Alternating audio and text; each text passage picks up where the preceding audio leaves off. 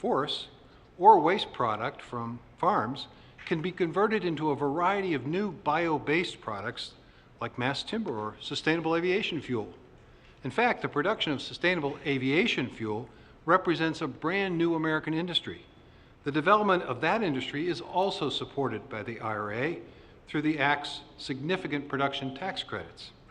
The development of new bioproduct industries in rural places will lead to more and better paying manufacturing jobs across rural America. The President often reminds us that opportunity in America ought not to depend on zip code. The historic investments being made in rural America under the IRA underscores his point. Lower cost renewable energy, more productive soils, cleaner water, healthier forests, safer communities, lower carbon aviation fuel and bioproducts, improved farm income, especially for small and mid-sized producers, and more and better paying manufacturing jobs in rural America reflect the more full story of the impact of the IRA for rural America. All of which supports a key pillar of the President's Investing in America agenda, which is designed at its core to strengthen and expand the middle class by building our economy from the middle out and the bottom up, regardless of zip code. And this provides the opportunity for those moms and dads in rural places across America to sit at the coffee table and make a strong and compelling case to their children and grandchildren that rural America is indeed a great place of opportunity to live, to work, and to raise their family. Thank you all for being here today.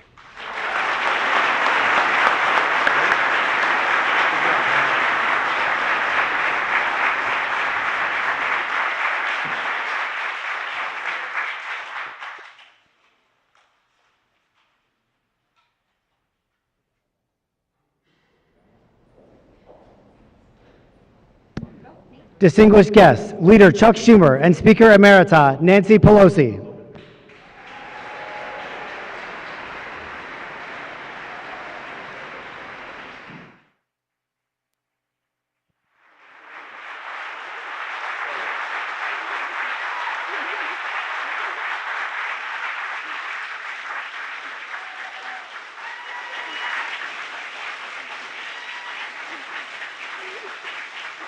We are not only celebrating the IRA, but we are backing Ukraine.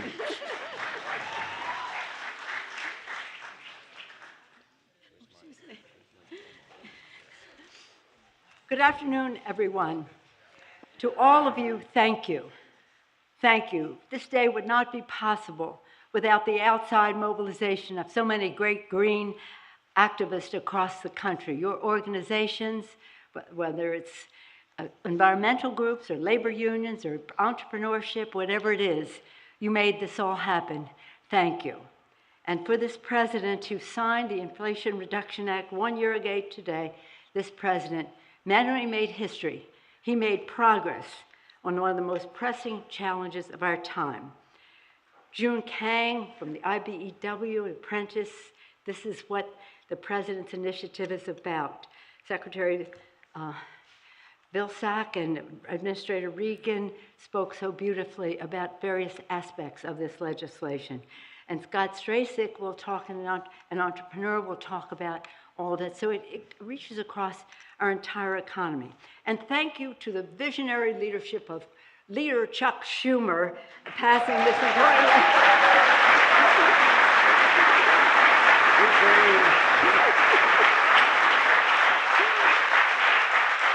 Thank you, Mr. Leader, and of course the unity of the Democrats in the House and in the Senate, and the persistence again of the outside mobilization. It just simply would not have happened with all of you. So give yourselves a hand there.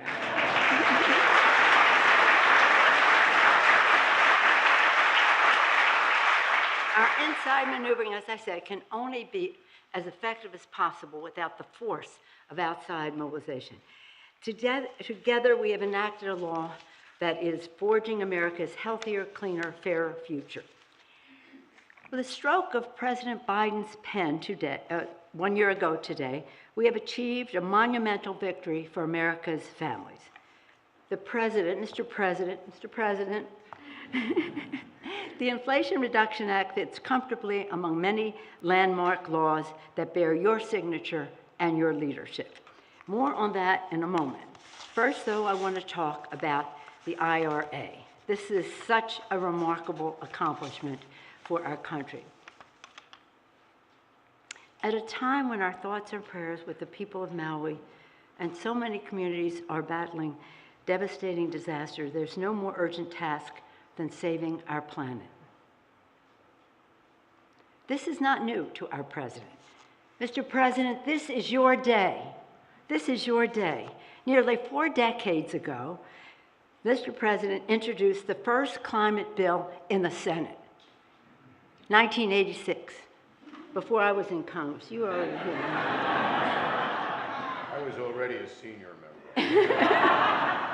Calling on the administration to research, develop, and implement a coordinated national strategy on global climate. And you have been relentless, Mr. President, ever since. So it's fitting that with the President's leadership and his signature, we delivered $370 billion investment to combat the climate crisis, the biggest climate action in history.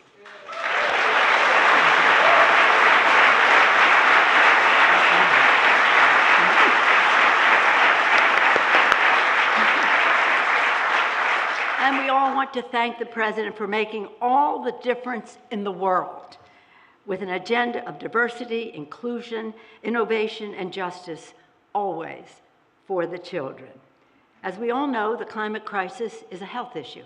Clean air, clean water for our children, an economic issue, good paying jobs and ensuring America's preeminence in the clean energy future, a global security issue to prevent conflict springing from competition for resources and habitat, springing from disasters and migration that follows all of that. A moral issue, if you believe as I do that this planet is God's creation, we have a moral responsibility to be good stewards of it. But even if you don't, we can all agree we have a moral obligation to ensure strong, healthy, resilient communities for future generations. I think that's an applause line.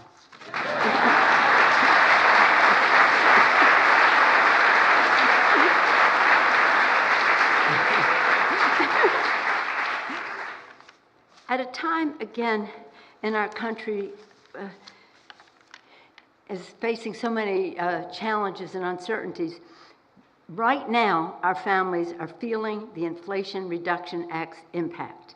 At long last, Medicare will soon have the power to negotiate for the price of negotiating drugs.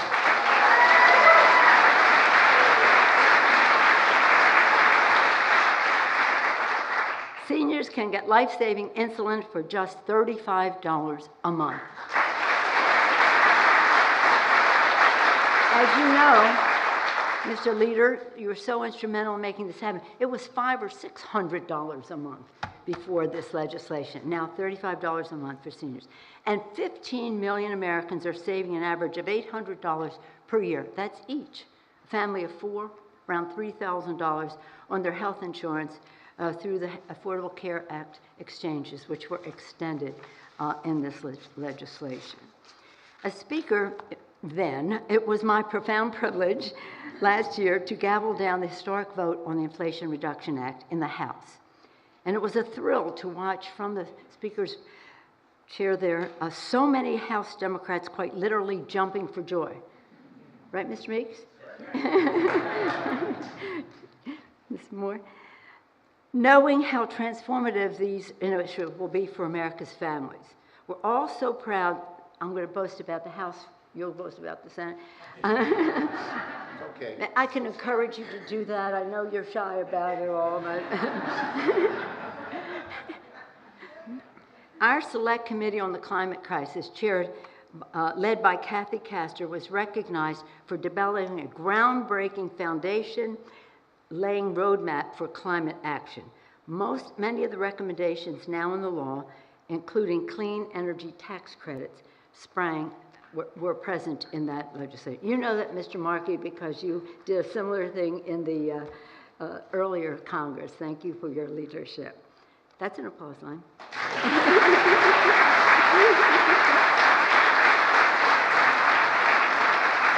We're so proud of the work of Richie Neal and Mike Thompson for having those tax credits in the bill, and Frank Pallone from the Energy and Commerce Committee, see Doris Metzry from that committee as well, and all of theirs, and so many members of our House Democratic Caucus who helped make this law proper. Now let's hear it for the House Democrats.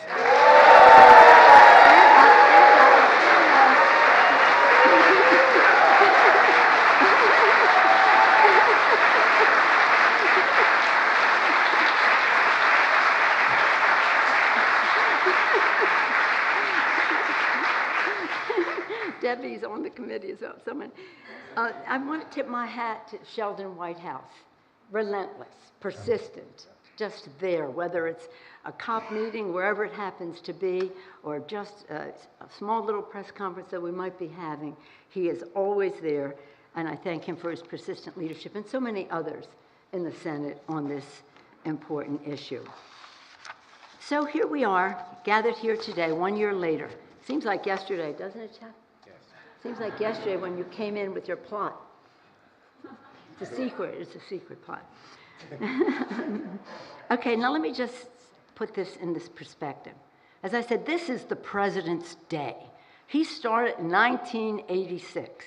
He has been relentless, persistent, insistent, and the rest to make 1 year ago today happen. But as we celebrate this, we have to celebrate his tremendous leadership to save the planet, because it's about health, it's about jobs, it's about security, it's about our values.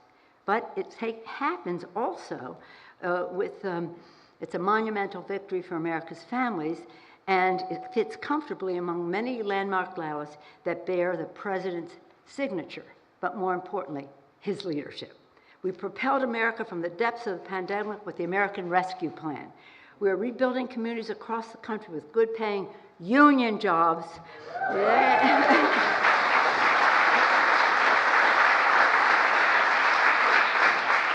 With a bipartisan infrastructure law. We're caring for our heroic veterans with the PACT Act, which is an environmental issue when you deal with burn pits, but more importantly, dealing with our veterans' health.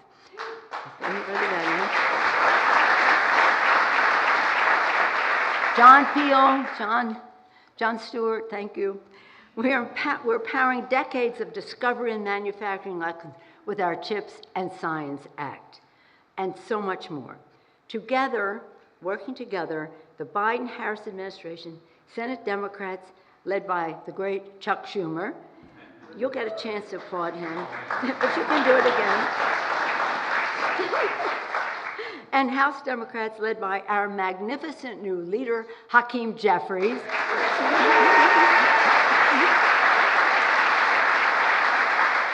Will continue fighting for our agenda, right? And that agenda of growing the middle class, of meeting the kitchen table concerns of working families, and advancing, as the administrator and the secretary said earlier, fairness, inclusion, justice for all.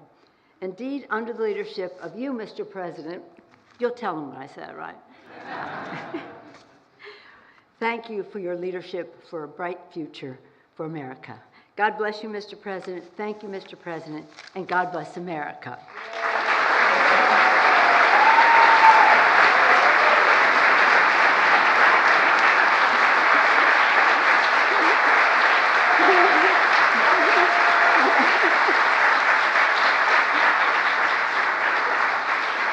And now it is my honor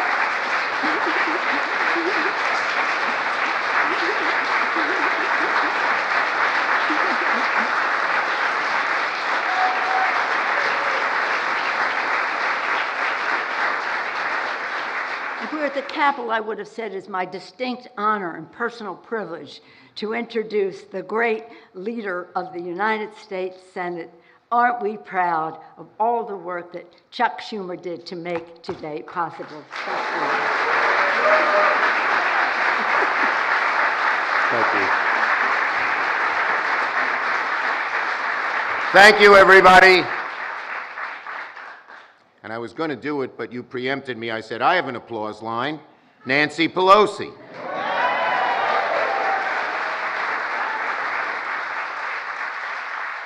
But I have a few more applause lines, too.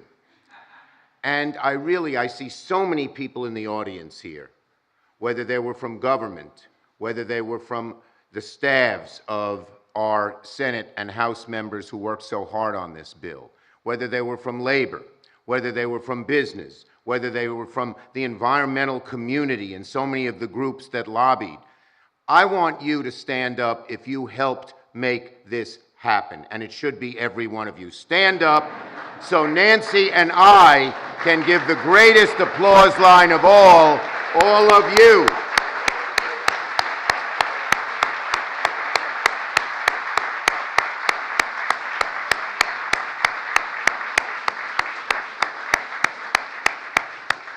Because this was such an amazing effort to pass one of the great legislative feats of the 21st century, probably of the 20th too. It was amazing, just utterly amazing how much was done in this piece of legislation. But I can say this, as all of the great things from this bill roll out over the next few years, and over the next decades, frankly, when it comes to the Inflation Reduction Act, as great as it has been, the best is yet to come.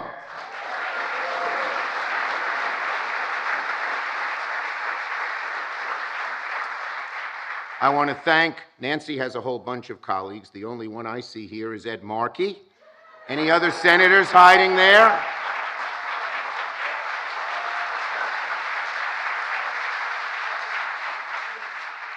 But I have to give credit to every one of my 50 Senate colleagues. Could you believe it?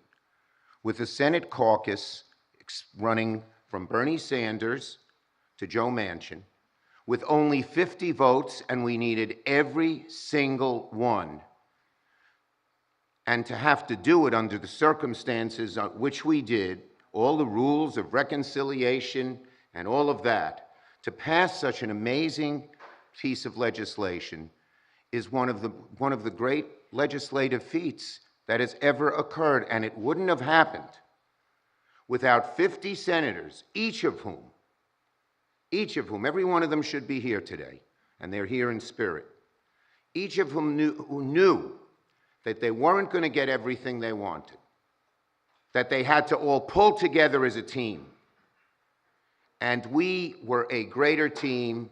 I could have said the New York Yankees, but we're a greater team than the Baltimore Orioles are today. But seriously, I'd like you to give an applause to every one of my colleagues who deserve such amazing credit for getting this done.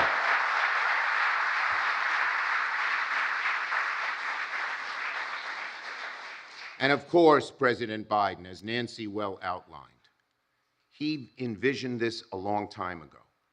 But let me tell you, as we went through this, month after month, week after week, even hour after hour, the ups and downs were incredible. On some days we thought we were going to get something real done, and on other days we said it won't happen. But there was one sort of beacon who always had that optimism, who always propelled us forward, who always said we can get it done, and he would do whatever it took. And that was the man we will hear from in a few minutes, our great president, who presided over one of the greatest legislative sessions and legislative accomplishments in history, the great President Joseph Robinette Biden.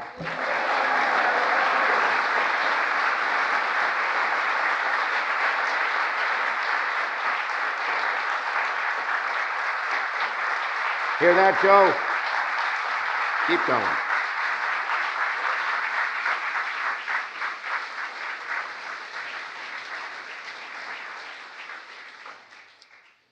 And I would like to do special acknowledgement to my own staff, some of whom are here and many of whom are not.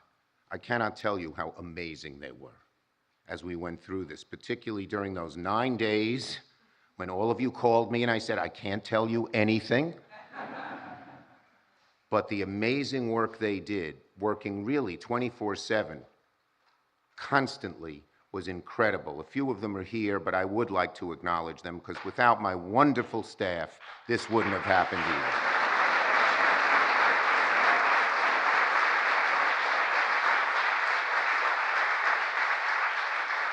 So, the IRA, the largest climate investment in U.S. history. And we always had a North Star. Through all the yin and yang, through all the pushes and pulls. One thing I did tell you all when you called me, I had to tell the president too, I couldn't even talk to him, that we would keep our North Star, which was 40% reduction of carbon into the atmosphere by 2030, and we got it done.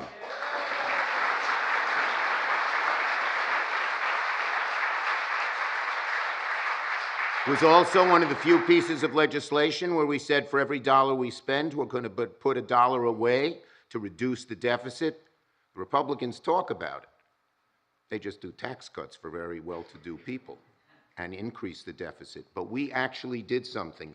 And now, in part because of it, inflation has slowed from 8.3% to 3.2%. That's an amazing accomplishment.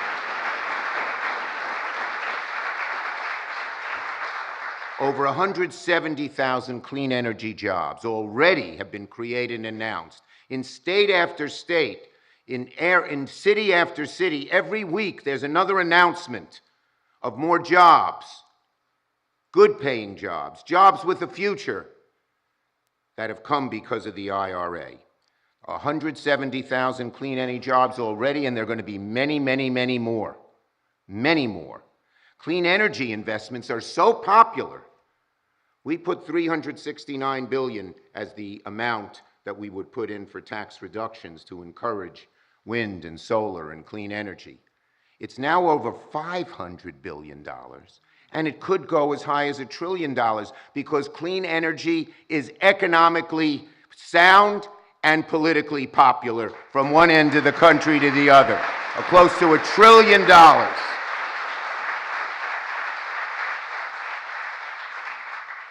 And look, having done this we had to do with only Democratic votes. And the contrast, no, I think we have to mention that. The contrast between the parties is glaring, is stark, is instructive.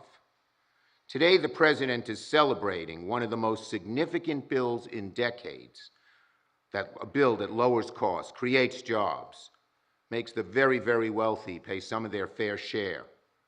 But Republicans can't seem to go 1 week without chaos. It's almost as if chaos is their natural state of being. And the contrast between it all, I hope Americans look at this, is so glaring. The former president and Republicans talked and talked and talked about Infrastructure Week. Every week when Nancy and I went to the White House was a new Infrastructure Week or Infrastructure Month. They got nothing done. It was President Biden and Senate and House Democrats that passed infrastructure. And every week in that regard as well, we're traveling the country, cutting ribbons, breaking new ground, opening bridges and factories, and putting Americans to work. So this is really good news. And we have focused on all of America. In rural America, in small towns, rural communities, this is happening. We didn't write this law just to help blue states or red states. We wrote it to help all the states, everyone, everywhere, and that's just what it's doing.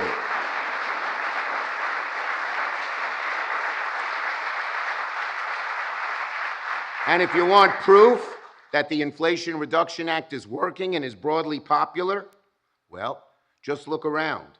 Republican after Republican is actually showing up at the groundbreakings and taking credit for jobs in solar and EVs and wind, even though they have voted against these bills in Congress. They're coming to the ribbon-cutting ceremonies, aren't they? Because they know it's right. So, Republicans, next time we want to do something more, and we want to do more. We haven't finished yet. There's more to go. Join us not only at the ceremonies, but in voting with us for a clean, green energy bill.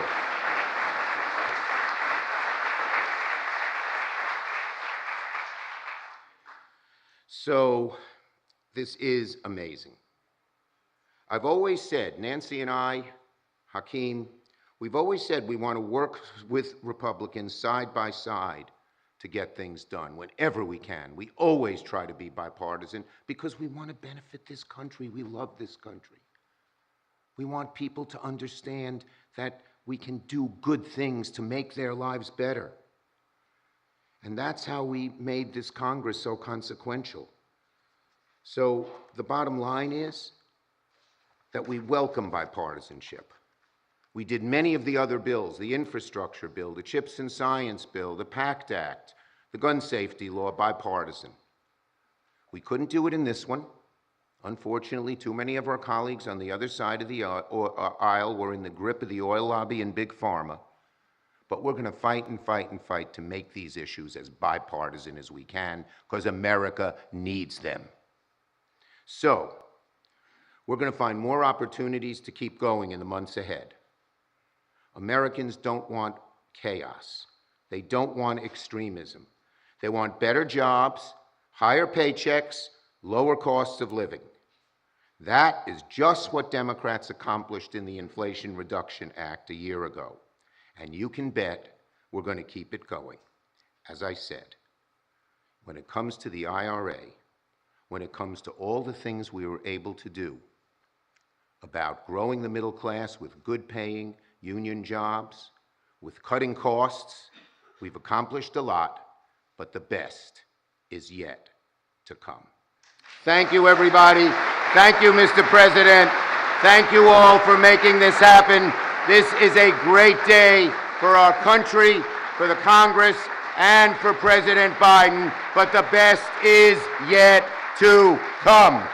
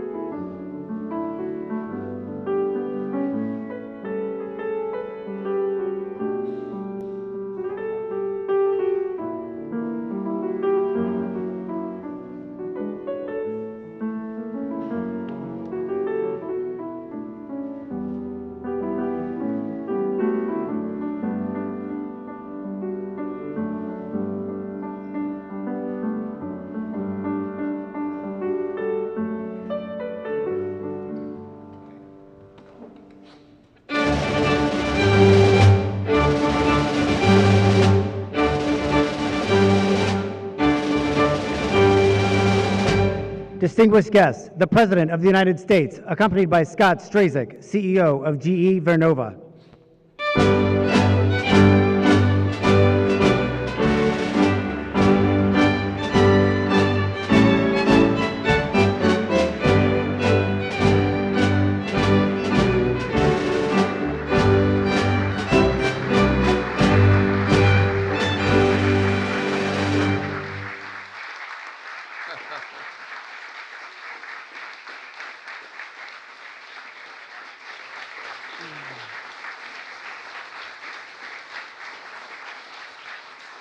Everyone, it is a complete honor to be here today. In the last year, the Inflation Reduction Act has been transformative, and I get to see it every day as the CEO of GE Vernova, an energy company focused, purpose-built to electrify and decarbonize the world. At the start, I just want to say very simply and clearly, the Inflation Reduction Act is working to drive action on climate change, energy security, manufacturing jobs, and American competitiveness.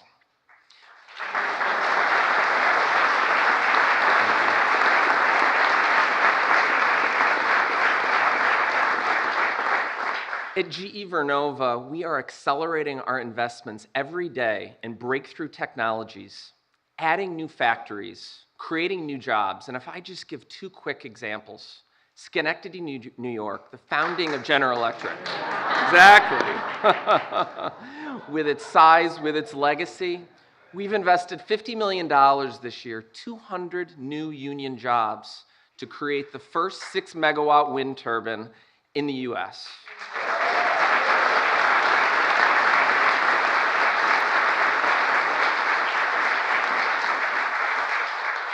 Pensacola, Florida, a place that we rely heavily on our Navy veterans, growing that business, $20 million investment this year to expand our Pensacola, Florida facility. And as exciting as these things are, the best is yet to come. I look at what we have going on in our nuclear business based out of Wilmington, North Carolina. We've added 650 jobs this year to position to deliver a 300 megawatt small modular reactor this decade in North America.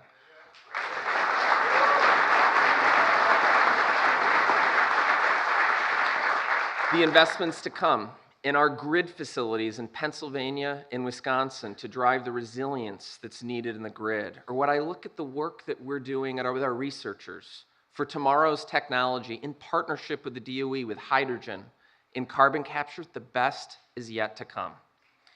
When America innovates, the world wins.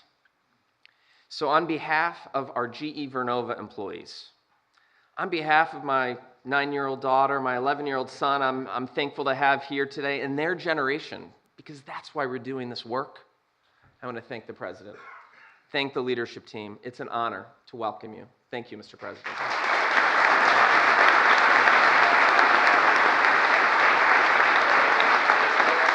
Thank you, Scott.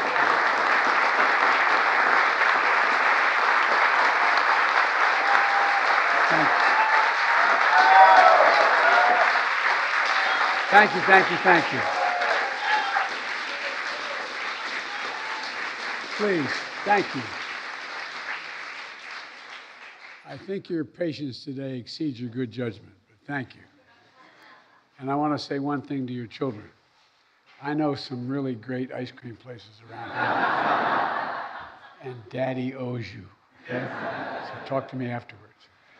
Folks, thanks for the introduction, and Scott, thank you very much. You know, I want to thank Vice President Harris, members of the Cabinet, Secretary Vilsack, Administrator Reagan, you know, members of Congress, particularly Chuck Schumer and Nancy Pelosi, who played such a pivotal role in getting this bill done. Everyone was telling us there was no possibility with the divided Congress the way it was, we could get it done. And you got it done without a single vote in the other team, although that began to change at the end. And all the special guests, state and local leaders, business leaders, entrepreneurs, advocates. You know, 1 year ago, with your leadership, I signed the Inflation Reduction Act into law.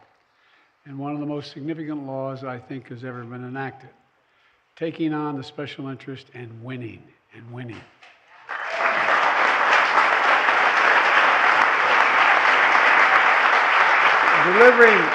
Delivering on promises that have long been made to the American people to lower costs for families, especially health care costs, increase America's energy security, restore fairness to a tax code, create good paying jobs here in America, and to address the existential threat of climate crisis. You know, it's part of a much broader vision for our country, growing the economy from the middle out and the bottom up, not the top down. I'm a capitalist. If you can go make $1 billion, go make it. I'm all for that. Just pay your taxes. But because when the middle class does well, all kidding aside, everybody does well. Everybody. The poor have a ladder up, the middle class have a good shot, and the wealthy do very well. The Financial Times and the Wall Street Journal initially called my plan Bidenomics. I'm not sure they meant it in a totally complimentary way at the time. But guess what? It's working.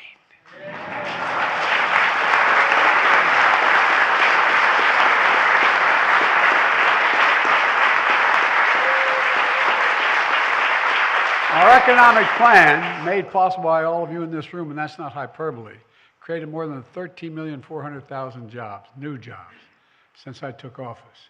Nearly 800,000 manufacturing jobs. Where is it written that America can't create the most vibrant and innovative economy and be the world's leading manufacturer again? Where's that written? I didn't see that anywhere. We created more jobs in 2 years than any administration has in a single 4-year term. And I'm very proud.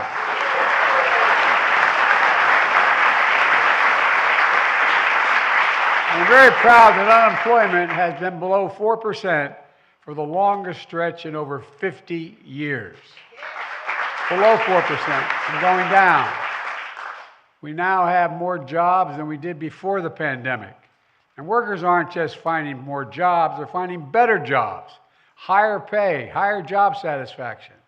And unemployment is down, and so is inflation. Remember what the experts told us, okay? And they're traditional economists, very smart women and men.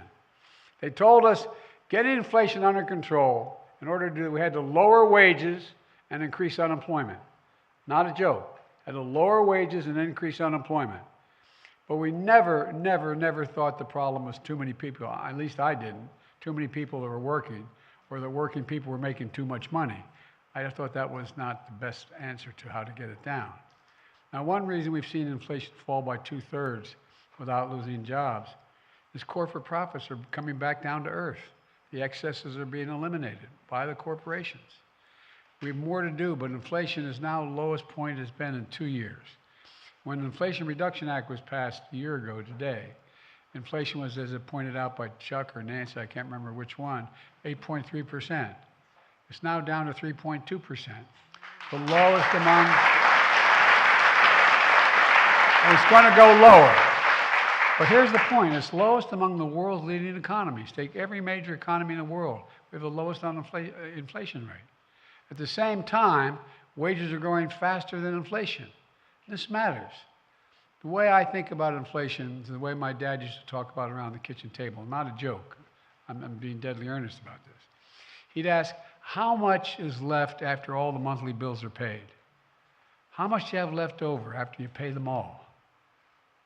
And is there, at the end of the month, just have a little bit of breathing room? Just a little bit of breathing room.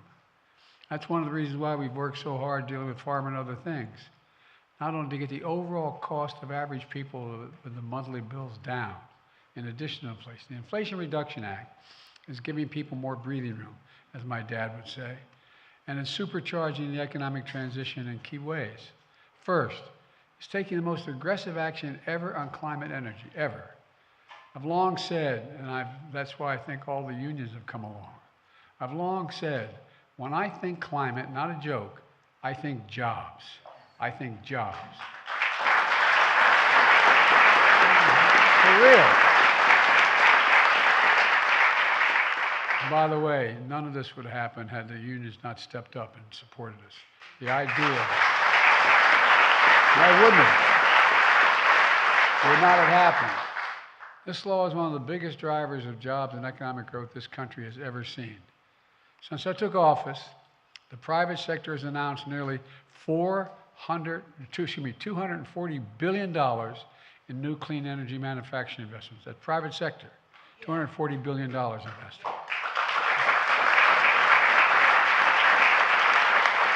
And the law has already created an estimated 170,000 clean energy jobs.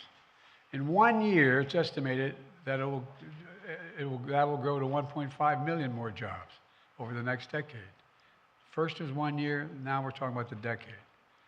You know, just don't take it from me. The CEO of U.S. Steel called the Inflation Reduction Act manufacturing, he called it the Manufacturing Renaissance Act, because it's bringing jobs back to America, manufacturing here in America, made in America. According to leading Wall Street firms, Morgan Stanley and Goldman Sachs, our broader investment in investing in America agenda is unleashing a boom of manufacturing investments. And we're leaving nobody behind.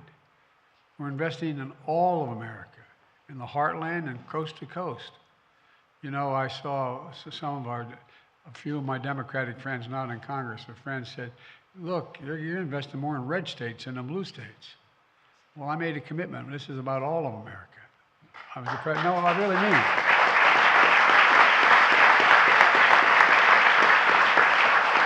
We've seen progress across the country from Maine to South Carolina to Minnesota to New Mexico. The Vice President and I and the Cabinet have seen progress across the country. Just yesterday, I was in Wisconsin at a company that makes clean energy equipment, including wind turbines.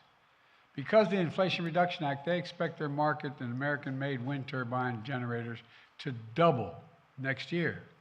And by the way, the guy who was the most ardent opponent of all this was talking about what great benefits are coming to Wisconsin. Bless me, Father. I'm going to be a good boy. I'm going to keep the Irish in me down a little bit. At the same time, we're also boosting our nation's energy security. For years, China dominated the clean energy supply chains. We let the American jobs and factories go overseas. For how long have we gone through this period where the answer for the previous, mostly in Republican, some Democratic administrations, the answer had been find the cheapest labor in the world, go close the factory here, build it over there, wherever that is, and then import the product from abroad? Not anymore. We are building it here and sending the product over there. I mean,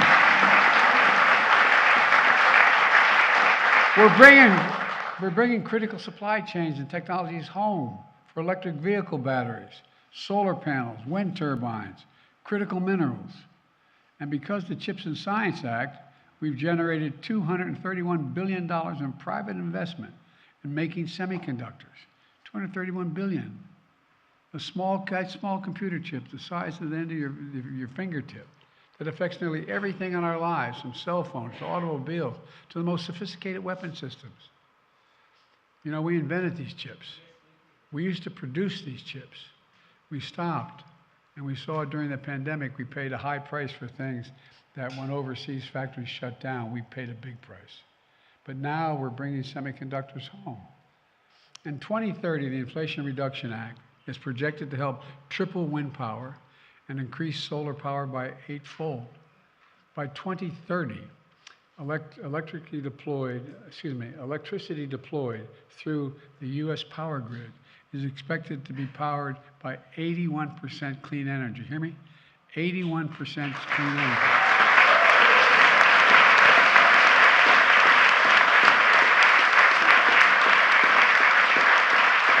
Imagine the impact on climate and the air we breathe.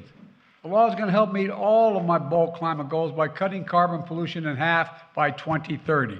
In half by 2030. And between the Inflation Reduction Act and the Bipartisan Infrastructure Law, we're investing more than $50 billion to build up resilience and impacts on climate change. These laws support important priorities, from addressing historic drought along the Colorado River Basin. Remember when I said we had a concern about the Colorado River literally going dry? You all thought I was crazy. I wish I had been, but guess what? I was just out there and looking down in the Grand Canyon, and guess what? It's coming back.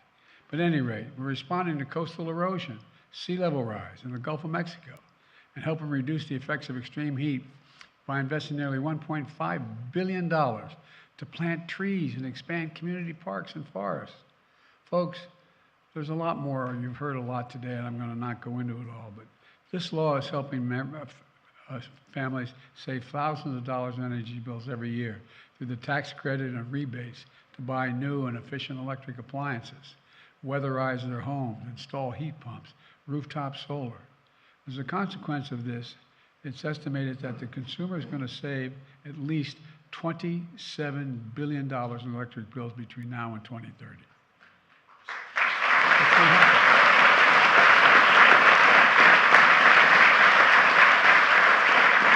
We're also offering tax credits up to $7,500 to buy new electric vehicles, and I've worked it out with the European Union.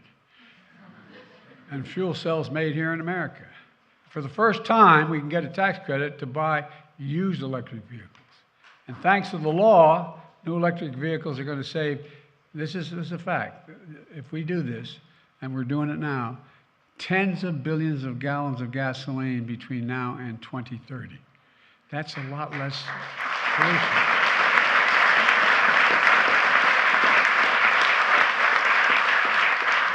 And I'm not even going to start to talk to you about Amtrak. It's going to save billions of dollars, I really mean it, in energy costs. But we'll get into that later now. Let me be clear on this point. When I say climate means jobs, I mean good paying union jobs. And the law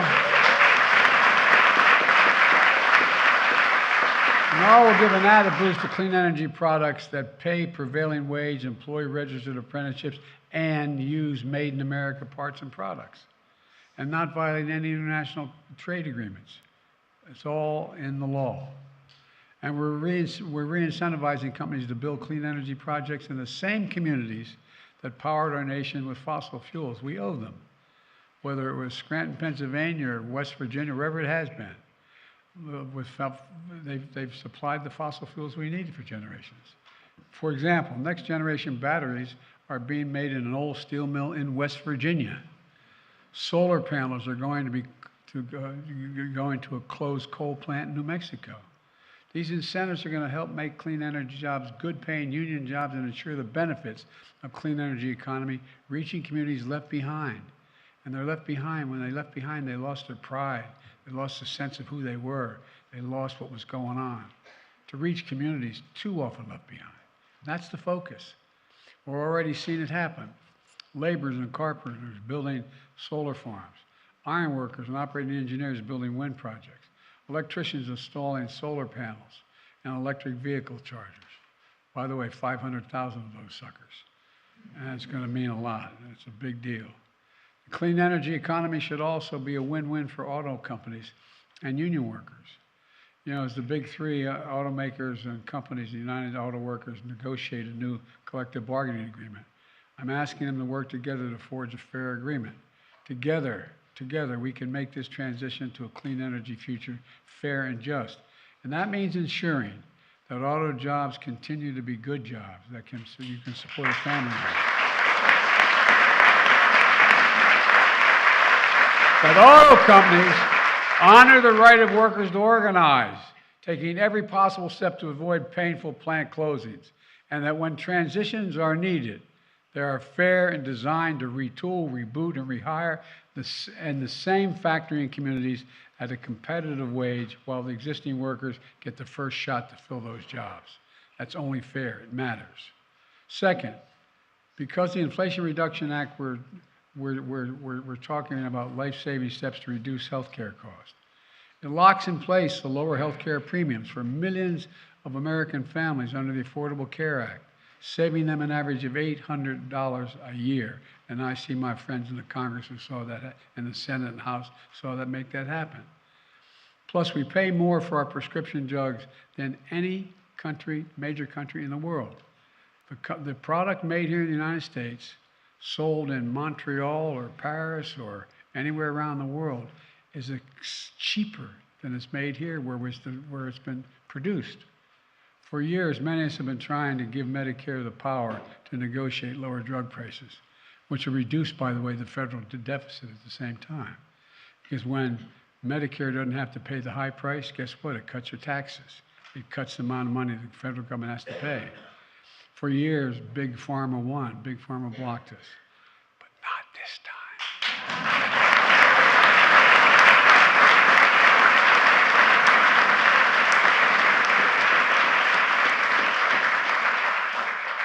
I know I don't look it, but I've been around for 400 years. And I've been fighting pharma on this since 1970s. No, not a joke. This time we finally beat Big Pharma. Medicare finally has the power to negotiate lower prescription drug prices like the Department of Veterans Affairs has had the power. That's not all. You've heard it's already spoken to. Insulin. Companies pay, it costs, by the way, the guy who invented the insulin, he never patented it because he wanted it available for everybody. It never was patented. And guess what? It costs $10 to make, and if you use everything, including packaging, it could be as high as $12.50. Now those companies are charging 30 times that amount. Now seniors on Medicare, and by the way, it should be beyond seniors on Medicare, but I'll come back to that in another time. We're paying as much as $400 a month for insulin, and they're now just paying $35 a month. We're also capping total out-of-pocket expenses for drugs for seniors in Medicare to $2,200 a year, $2,000 a year for even the expensive cancer drugs that could cost as much as $10,000, $12,000, $14,000 a year. Combine all the costs of their drugs by 2025, they'll never have to pay more than a total of $2,000 after 2025.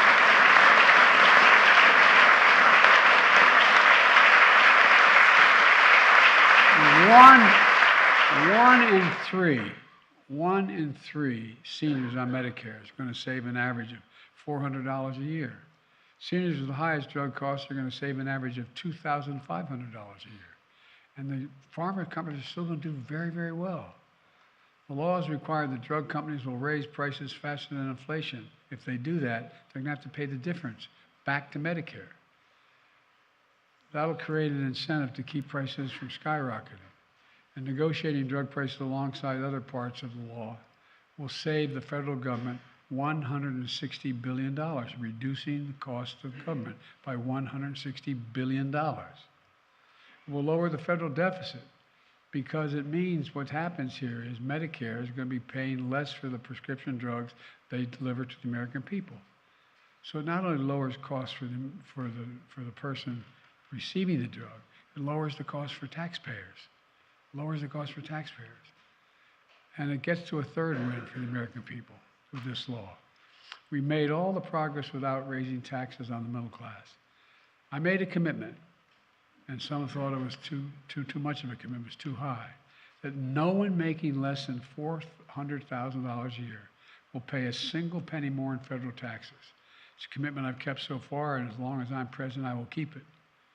Unlike the last president, in my first 2 years in office, we actually cut the federal deficit by $1.7 trillion. You hear me? The first 2 years, we cut the debt by $1.7 trillion.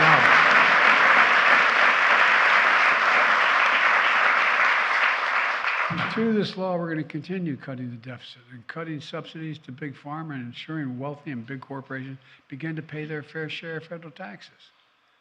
Does anyone here think that the tax system is fair? In 2020, you remember I was a pain in the neck about this, I know. There were 55 of the largest corporations in America paid zero in federal taxes. 55 of the 500, the Fortune 500. And they made $40 billion in profits, didn't pay a penny. Not anymore.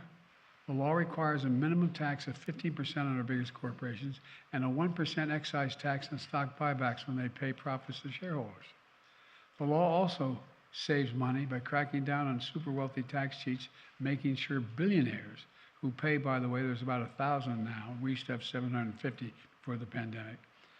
And by the way, if you can be a billionaire, not a problem. I'm a capitalist. I also was listed for 36 years as the poorest man in the Senate, but that's a different issue. But billionaires and the biggest corporations should at least pay their taxes they owe. You know what the average tax of a billionaire in America is today? Federal tax? 8.2%. You know, a janitor pays a higher tax than that. Folks, this law is transformative. And it fell entirely to Democrats to deliver it. I hope we've seen, with all the people out there claiming the credit for it, they've decided that they're gonna join the fight. They're gonna join the fight. I took I guess I shouldn't get into that.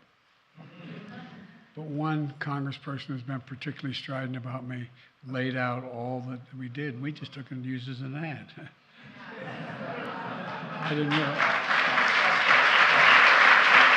You think I'm kidding? Here's what.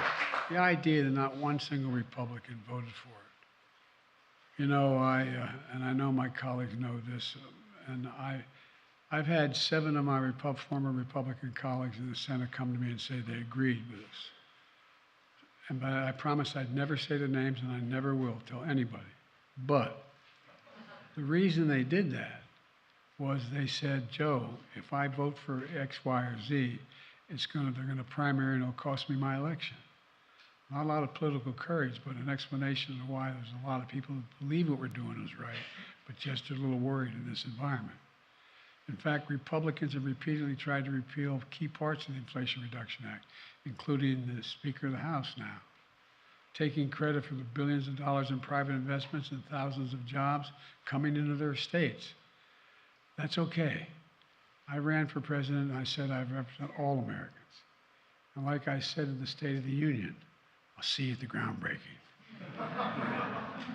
You think I'm kidding? You know I'm not. Let me close with this. I'm not here to declare victory on the economy. Our economy is stronger and better than any industrial nation in the world right now. But we have more work to do. We have a plan that's turning things around. The Inflation Reduction Act is a part of that plan. Bidenomics is just another way of saying restoring the American dream. I believe every American willing to work hard, and I mean this from the bottom of my heart. My dad used to say, Joey, a job's about a lot more than a paycheck. Give him my word. A lot more than a paycheck. It's about your dignity. It's about respect. It's about being able to look your kid in the eye and say, honey, it's going to be okay, and mean it. Any person willing to work hard should be able to get a job, no matter where they live, raise their kids on a good paycheck, and keep their roots where they grew up. How many of you from Midwestern states and border states have found yourself in a position where they provide a good education and the son or daughter comes, Mom, Dad, I got to move. And you were governor of Iowa. How many times did you hear that? We have one of the best education systems in the country. But I got to move, Mom. There's no job for me. Bidenomics is anchored in what's always worked best for the country. Investing in America. Investing in Americans. Because when we invest in ourselves, when we strengthen the middle class, we see stronger economic growth that benefits everybody. Look, folks, I'm proud of the historic law my administration has passed. But it's not about me, and I mean that from the bottom of my heart. It's about you. All of you in this room particularly, but the American people. Folks like the ones standing behind me here today. The most important thing I want to say today is thank you, America. Thank you, Americans. We faced some tough times in recent years, but you, the American people, didn't give up. You're the ones getting up every single day going to work. You're the ones taking the risks, opening the doors, hiring workers, fulfilling dreams. And all we hear from our friends on the other side of the aisle is what they claim is what's wrong with America. Well, let me tell you, they're telling us America's failing. They're dead wrong.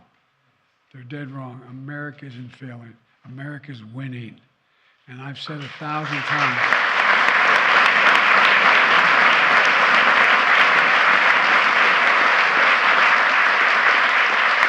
I've said 1,000 times. 1,000 times. There is no quit in America. Name me a single objective we've ever set out to accomplish that we've failed on. Name me one in all of our history. Not one.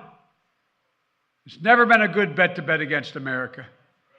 And it's still not a good bet today. This is still a country that believes in honesty, decency, and integrity. We're still a country that believes in hard work.